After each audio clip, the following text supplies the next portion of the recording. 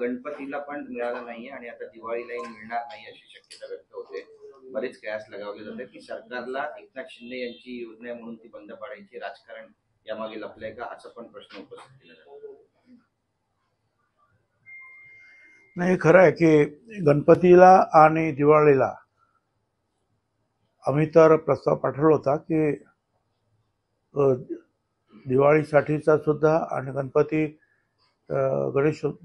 जे गणेशोत्सव येतात त्यावेळेला हे दोन्ही जे आहेत ह्या बाबतीमध्ये निर्णय घ्यावेत. म्हणजे मग हे सगळे जे आहे त्या टेंडर वगैरे अमकं तमकं नेमतेचे सगळे जे आहेत पोच करण्याच्यासाठी जे आहे वेळ मिळेल. परंतु फायनान्सने जे काय या वेळेला त्यांनी सांगितलं की शक्य होत नाही, त्यामुळे त्यांनी गणपतीला सुद्धा दिले नाही. आणि मग दिवाळी सुद्धा मी त्याच्यातच म्हटलं होतं की कारण गणपती झाले की दिवाळी ताबडतोब फार लवकर येते आहे, त्यामुळे दोन्हीचा आपण एकत्रित निर्णय घ्यायला पाहिजे आहे. आणि साधारणपणे त्याला खर्च येतो म्हणजे 450-500 कोटी रुपये, परंतु त्यातले 100 रुपये आपण घेतो परत त्यांच्याकडून प्रत्येकाकडून. त्यामुळे 350 कोटी रुपयेपर्यंत एक आनंदाचा शिधा द्यायला कमी जास्त असा खर्च होतो. परंतु याला फायनान्सने ठरवलं की जरा या बाकीच्या सगळ्या गोष्टी पाहता अशक्य होणार नाही. लाडकी बहीण योजनेचा कुठेतरी तो निधी दिला जातो, त्याच्यामुळे याचा फटका बसतोय का या सगळ्या योजनेला प्रामुख्याने? मला स्वतःला असं वाटतंय, कारण लाडक्या बहिणीची योजना जी आहे आपल्याला 35-40 हजार कोटी रुपयावर काहीतरी ते जाते आणि तेवढे पैसे जर आपल्याला काढायचे म्हटले तर सगळीकडेच या गोष्टीचा फटका बसतो. आता त्याच्यामध्ये तर आणखी आता राज्यामध्ये जो प्रचंड पाऊस, शेतीची जी हानी झालेली आहे त्याला सुद्धा मोठ्या प्रमाणावर जे आहेत निधी द्यावा लागणार आहे. त्यामुळे ह्या ज्या निधीची ओढाताण निश्चितपणे होत राहणार आहे आणि म्हणून काही गोष्टी ज्या आहेत आपल्याला यावर्षी काही करता येणं शक्य नाही. ही योजनाच बंद होईल अशी एक चर्चा आहे. खरंच हे असं होऊ शकतं का आगामी काळामध्ये? मला काही कल्पना नाही. पुढे पुढच्या ज्या वेळेला एखादा जो काही कार्यक्रम येईल त्याला काय परिस्थिती असेल निधीची, फायनान्सची, ते आताच मी सांगू शकणार नाही. तुमच्या विभागाची खरं तर पूरग्रस्त भागासाठी तरी किमान पूरग्रस्त भागासाठी ज्या ठिकाणी शेतकऱ्यांना मोठा फटका बसलेला आहे अतिवृष्टीमुळे, किमान या भागातल्या लोकांसाठी तरी आनंदाच्या शिधा किंवा अशा प्रकारची किट आपल्या विभागामार्फत दिले जाणार आहेत किंवा आता आम्ही आमच्या विभागामार्फत आमच्याकडे काय गहू आणि तांदूळ असतात तिथे आम्ही सुरुवातीला 10-10 किलो जे आहेत ते वाटप सुरू केलेलं आहे. त्याच्यावर सरकार आणखी मला वाटतं आमच्या 5-5 हजार रुपये जे अडचणी ज्यांच्या घरामध्ये पाणी गेले त्यांना देत आहेत आणि बाकीचे पंचनामे वगैरे करून जे आहेत भारत सरकार आणि काही प्रमाणामध्ये पैसे भारत सरकार निश्चितपणे मदत करणार आणि बाकीचे मग आपल्यालाच ते करावं लागेल आणि शेतकऱ्यांना अगोदर त्यांचे प्रश्न आपल्याला सोडवावे लागतील.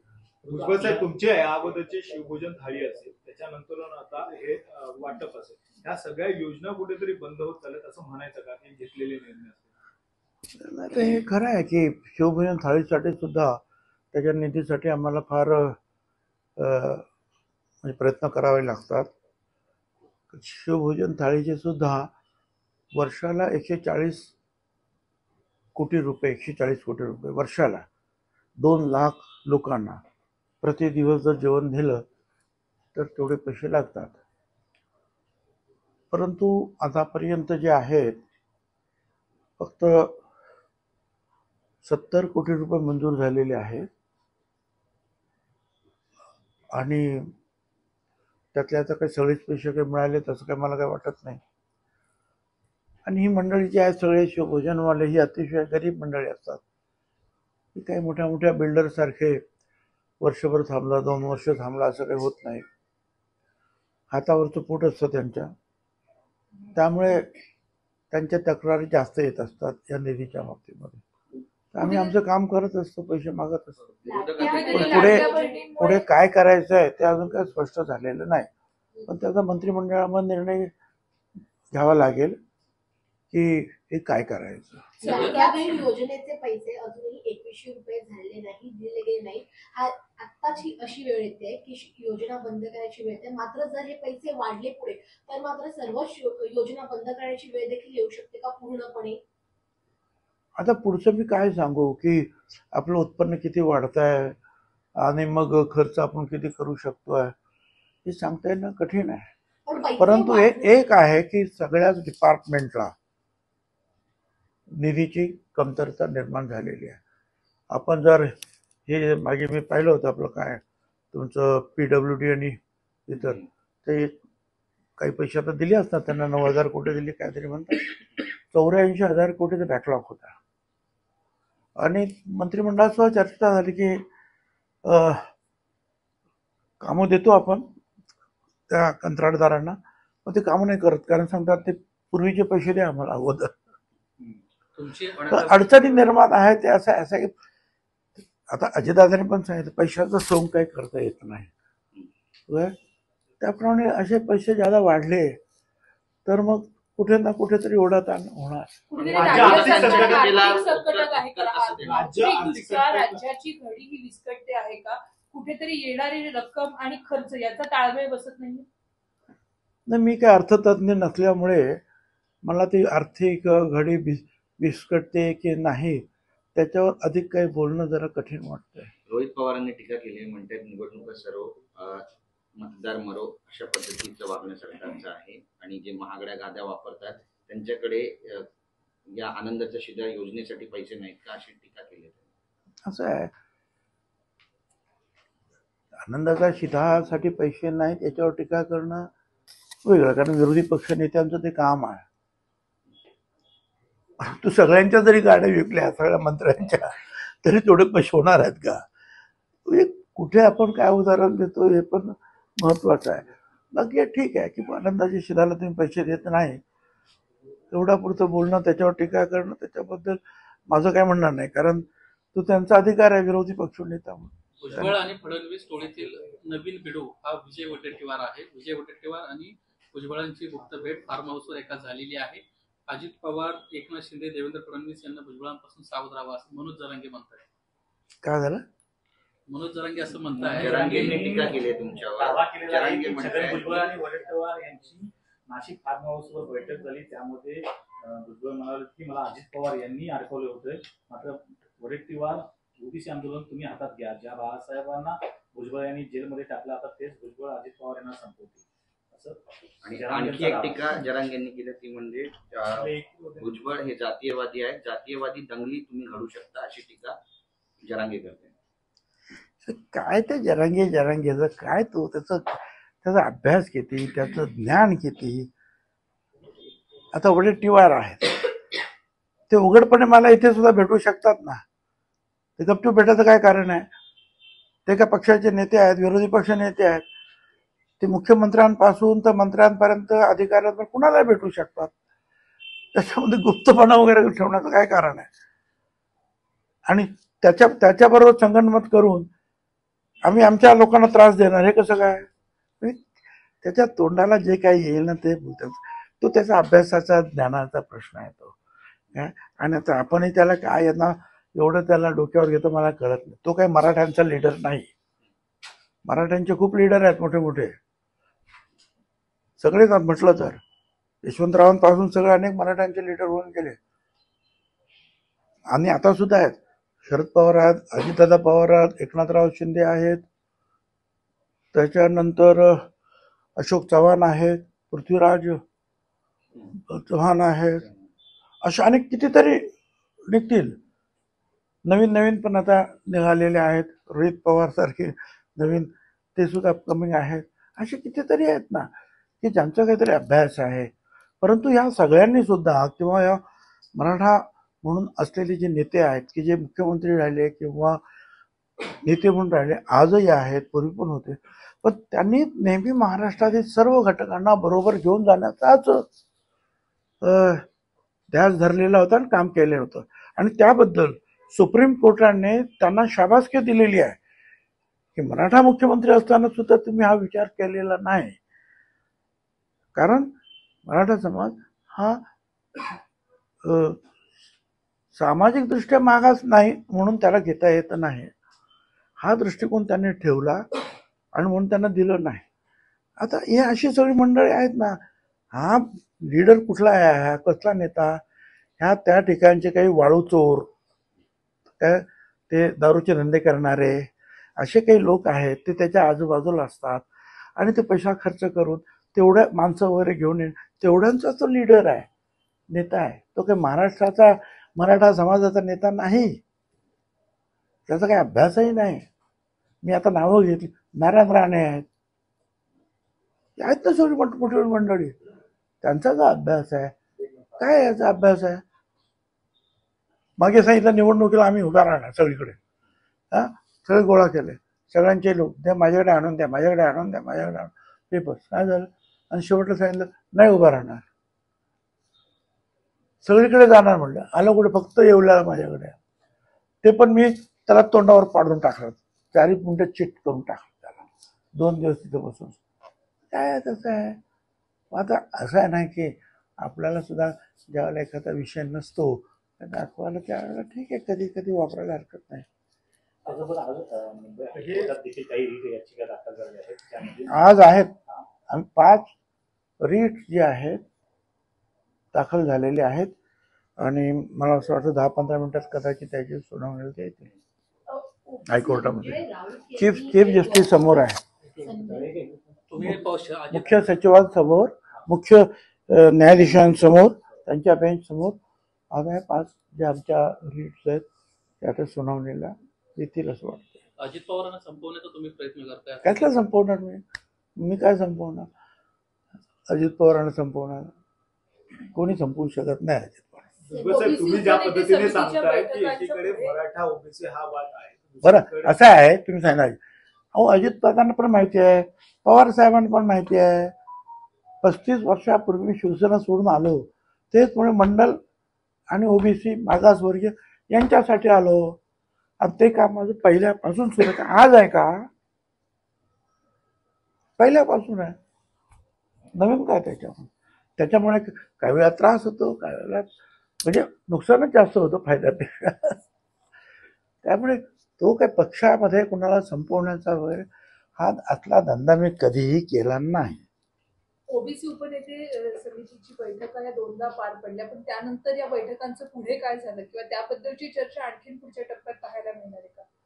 आता असं आहे की त्यांनी सगळ्यांना बोलवलं आणि त्यांना असं वाटलं किंवा त्यांना कोणीतरी सांगितलं मुख्यमंत्री की बाबा हे जर तुम्हाला त्यांनी समजावून सांगितलं आपण सगळ्यांना काय काय आहे ते, त्यांना जर आपण खात्री दिली तरी मोर्चे वगैरे जे काही इतर काय निघणार नाही असं त्यांना कोणीतरी सांगितलं असतं. त्यांनी ती मीटिंग त्या दिवशी घेतली, सगळ्यांना बोलवलं आणि सगळ्यांना सांगितलं की आम्ही हे करणार नाही, आम्ही याची चौकशी करू, जे काही टॅम्परिंग केलेले आहेत, खोटे जे ओव्हर रायटिंग वगैरे त्याची चौकशी करू, जे खोटे सर्टिफिकेट दिले जातील त्यांना सजा करू वगैरे वगैरे अशा अनेक गोष्टी त्यांनी सांगितलं. आणि आम्ही आमच्या पद्धतीनं आणि इतर लोकांनी सुद्धा व्हॉलेंटिअर सगळ्यांनी त्यांच्या पद्धतीने सांगितलं अडचणी काय काय आहेत आणि काय काय त्याचे अर्थ कसे काय पुढे निघू शकतात आणि ते कसं भटक्यामुक्त आणि मागासवर्गीयांना सगळं ओबीसीनं कसं ते अडचणीचं आहे पुढे. 12 आतापर्यंत जे आहेत आत्महत्या झालेल्या आहेत केवळ 1 महिन्यामध्ये 12 आत्महत्या, ते चिठ्ठ्या लिहून की आमच्या मुलांचं आणि आमचं आता भविष्य संपलं, त्यांचं शिक्षण नोकरी आता काय होणार नाही म्हणून आम्ही आत्महत्या करतो, अशा चिठ्ठ्या लिहून ते जात आहेत. आम्ही तेच त्यांना सांगितलं की हे झालं हे बरोबर झालेलं नाही. एक तर जे आहे त्याला काय कायदेशीरित्या आपल्याकडे जे काही कायदा डिपार्टमेंट आहे त्याला आपण काही दाखवलं नाही, त्यातले शब्द काही गाळायचे होते, पात्र वगैरे ते गाळण्यात आले 1 तासात, ते पण आपण कायदा खात्याला दाखवले नाहीत, लॉ ज्युडिशरीला. आपलं डिपार्टमेंट आहे, कुठेही फाईल त्याची नाही, त्याच्यावर काय माहिती घेतलेली नाही. कसं काय आपण असे GR काढतो आहोत. आणि जे आर काही साधे आहेत का? आज वर्षानुवर्ष लोक त्याच्यासाठी भांडतायत आणि लोकांचं बलिदान गेलेलं आहे. मराठा समाजाला आरक्षण द्या असं आमचंही म्हणणं आहे. त्यानुसार त्यांना दिलेलं आहे 10% आरक्षण. जे ज्यांना हे नको आहे त्यांना EWS सुद्धा आहे. बरं, दुसरं म्हणजे मी नेहमी सांगतोय की मराठा समाज शैक्षणिकदृष्ट्या मागास नाही, तो कदाचित आर्थिकदृष्ट्या असेल, कदाचित म्हणजे सामाजिकदृष्ट्या मागास नाही आहे, तो शैक्षणिकदृष्ट्या मागास आहे किंवा आर्थिकदृष्ट्या मागास आहे असं मान्य करून सरकारनं सगळ्या गोष्टी त्यांना दिलेल्या आहेत. ज्या ओबीसींना मिळालेल्या आहेत त्या सगळ्या गोष्टी त्यापेक्षा जास्त, कमी नाही, त्या सगळ्या गोष्टी त्यांना दिलेल्या आहेत आणि आरक्षण पण दिलेलं आहे. तर त्याच्यामुळे तरी सुद्धा जे आहे मगाशी सांगितल्याप्रमाणे जे प्रज्ञावंत असे जी मराठी तो काय करतो आहे हे फार चुकीचं आहे. पण तो करणार काय? आता हे दादा लोक जे आहेत मगाशी सांगितले पण दारूवाले, वाळूवाले, ते लोक गोळा करून आणतात, दादागिरी करतात, लोकांना मारतात. तिकडे ज्या भटक्या विमुक्त आणि ओबीसीच्या लोकांना कितीतरी लोकांना मारलं सुद्धा त्यांनी, गाड्या जाळतायत त्यांच्या. हे कधीही मराठा समाजाचे जे नावं घेतलेली जी नेते मंडळी आहेत त्यांनी कधीही केलं नाही राज्यामध्ये, आयुष्यामध्ये.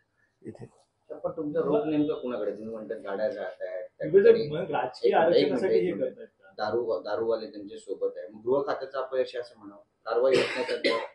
नाही, असं आहे ना, कारवाई आता आहे की यांची दादागिरी एवढी मोठी आहे की त्याच्या पुढे जर आम्ही एका तासामध्ये 2-2 GR बदलतो सरकार, त्याचा परिणाम खाली होतो अधिकाऱ्यांवर. तासामध्ये हे शब्द बदला का बदला, आवडतं काही विचार नाही, काय त्याचा परिणाम जो आहे हा अधिकाऱ्यांवर होतो शेवटी. आणि म्हणून आम्ही त्या दिवशी सगळ्यांना सांगितलंच होतं, आज तुमचं सरकार आहे, मोठ्या चांगल्या संख्येनं तुम्ही, जी बाकीची मंडळी बोलली की मोठ्या संख्येने तुम्ही बसलेला आहात इथे. ओबीसी तुमचा DNA आहे, ओबीसी तुम्हाला मतदान चांगलं केलं. पण आता असं होत असेल तर पुढे अडचण होईल, याची काळजी आपण घ्यायला पाहिजे, सगळ्यांनी सांगितलं त्यांना. सर, दुसरा प्रश्न आहे, 5वी भेट झाली संजय राऊत आणि उद्धव ठाकरे आणि राज ठाकरे यांची, आणि संजय राऊत म्हणतात की युती घट्ट होते. महापौर ठाकरे बंधूंचाच बसेल, ठाकरेंचाच बसेल असा विश्वास संजय राऊत. आता 5वी झाली, दिवाळीच्या वेळेला आणखीन एक होईल नक्कीच, निश्चितपणे. आपल्याला वाईट वाटायचं काय कारण आहे? 2 भाऊ जर एकत्र येत असतील, काय सगळं कुटुंब एकत्र येत असेल, काय वाईट वाटायचं कारण आहे? मी तर मागेच सांगितलं, अशी जी दुभंगलेली कुटुंब आहेत राजकारणाने, ती सगळी एकत्रित यावी, काय हरकत आहे? बोलला अजितदादा, ते सुद्धा पवार साहेबांकडे जातात, घरी जातात. त्या दिवशी तुम्हीच सांगितलं की कुठेतरी 1 तास ते वाय बी चव्हाणला गेले, चर्चा घ्यावी, काय हरकत आहे?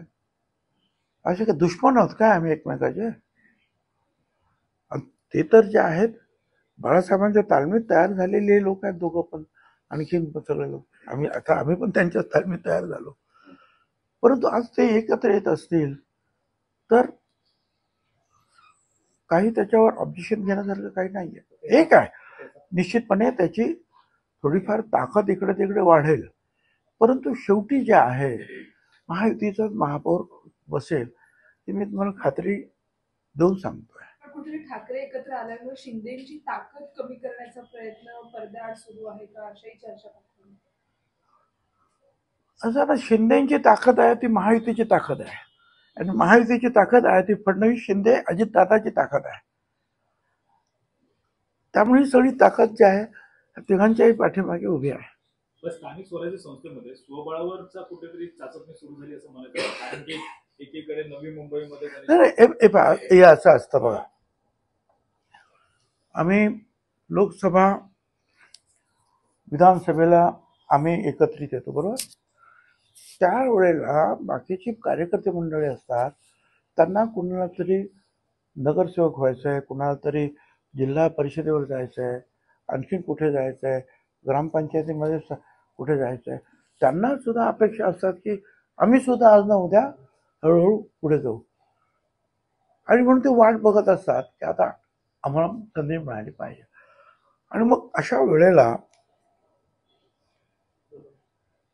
अनेक वेळेला काही ठिकाणी एकत्रित लढतात, काही ठिकाणी जे आहे मग आपापल्या पद्धतीने लढतात. किंबहुना आता सांगतातच आहेत ना खाली सगळे लोक, अनेक लोक सांगायला लागले विरोधी पक्षातले सुद्धा, की आम्ही जे आहे त्या खालच्या लोकांना जे आहे अधिकार देणार आहोत की तुम्ही तुमच्या पद्धतीनं कोणाशी समझोता करायचा, कसे लढायचं ते तुम्ही ठरवा. हे आपण त्यांना स्वातंत्र्य देतो. तर सगळ्याच ठिकाणी युतीमध्ये लढाई होईल असं नाही. मग काही ठिकाणी त्याला मैत्रीपूर्ण अमुक असं नावं दिली जाणार आणि त्या लढाया होणार तशा. मग असं स्पष्ट म्हणायचं की स्वबळावरच खरं तर ह्या स्थानिक स्वराज्य हे बा मी सांगितलं काही ठिकाणी तिकडे काय विरोधी पक्षात काय आणि इकडे काय, काही ठिकाणी ह्या ज्या आहेत वेगवेगळ्या काही ठिकाणी अशा मैत्रीपूर्ण लढाया होतील.